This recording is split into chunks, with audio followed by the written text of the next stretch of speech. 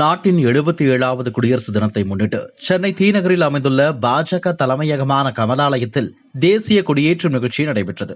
இந்த நிகழ்வில் பாஜக முன்னாள் மாநில தலைவர் தமிழிசை சவுந்தரராஜன் தேசிய கொடியை ஏற்றி மரியாதை செலுத்தினார். இதில் சிறப்பு விருந்தினராக பாஜக மேலிட பொறுப்பாளர் அரவிந்த் மேனன் கலந்து கொண்டார்.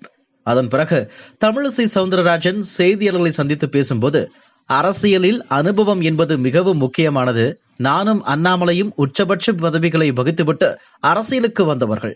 அண்ணாமலை IPS அதிகாரி பதவியை ராஜினாமா செய்து அரசியலுக்கு வந்தது போல பலர் உயர்ந்த பதவிகளை விட்டே மக்கள் சேவைக்காக அரசியலில் களம் இறங்கியுள்ளனர்.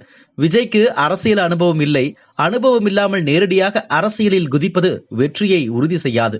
அனுபவம் இல்லாத ஒருவருடன் கூட்டணி அமைக்க யாரும் விரும்ப மாட்டார்கள். விஜய் பூஜ்ஜியம் மாதிரி. பூஜ்ஜியம் தனியாக இருந்தால் மதிப்பு இல்லை. பூஜ்ஜியத்திற்கு முன்னால் எண் சேர்ந்தால்தான் மதிப்பு கிடைக்கும் என்பது போல் அனுபவம் இருந்தால் மட்டுமே அரசியலில் ஒரு நபருக்கு மதிப்பு உருவாகும். முன்னாள் முதலமைச்சர் எம்ஜிஆர் சினிமாவிலும் அரசியலிலும் ஒரே நேரத்தில் பயணித்தவர். அதனால்தான் அவர் அரசியலில் வெற்றி பெற முடிந்தது. ஆனால் திரைப்படத்துறையில் இருந்து நேரடியாக அரசியலுக்கு வந்து உடனடியாக வெற்றி பெறுவது எளிதான விஷயமல்ல.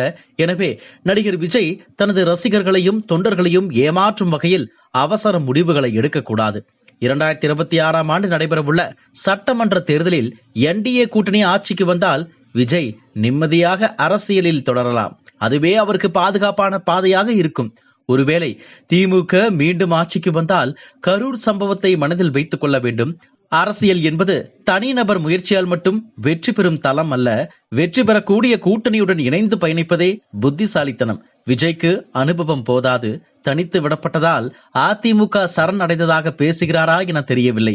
விஜய் பேசுவதால் NDA குறைந்து போய்விடாது. திமுக மற்றும் NDA கூட்டணி இடையேதான் போட்டி உள்ளது. வெற்றி பெறும் அணிக்கு ஆதரவு அளிக்க வேண்டும் என விஜய்க்கு தமிழிசை சவுந்தரராஜன் மறைமுகமாக அழைப்பு விடுத்தார்.